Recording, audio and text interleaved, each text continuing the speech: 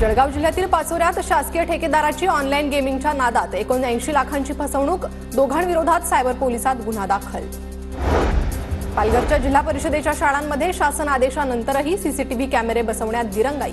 जिल्ह्यातील 2077 शाळांपैकी केवळ 65 शाळांमध्ये सीसीटीव्ही, विद्यार्थ्यांची सुरक्षा वाऱ्यावर।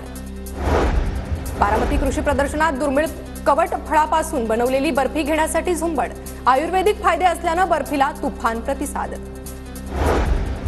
इंदापुरातील कृषी उत्पन्न बाजार समितीमधील कृषी प्रदर्शनाची तयारी अंतिम टप्प्यात। कृषी मंत्री माणिकराव कोकाटे आणि क्रीडा मंत्री दत्ता भरणे यांच्या हस्ते होणार उद्घाटन।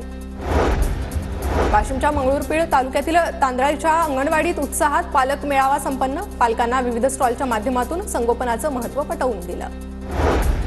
कोल्हापूरच्या गडहिंग्लजमध्ये शासकीय योजनेतून उपचार करण्यासाठी 18,000ची लाच मागितल्याचा प्रकार।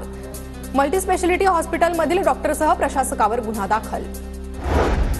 हातभट्टीवर कारवाईसाठी गेलेल्या एक्साईजच्या पोलिसांवर हल्ला, महिला उपनिरीक्षकासह एक पोलीस जखमी। कोल्हापूरच्या मोतीनगर भागातील गुन्हा, राजारामपुरी पोलिसात गुन्हा दाखल। दख्खनचा राजा ज्योतिबाच्या मूळ मूर्तीच्या रासायनिक संवर्धन प्रक्रियेला सुरुवात। आजपासून पुढील 3 दिवस काम सुरू राहणार।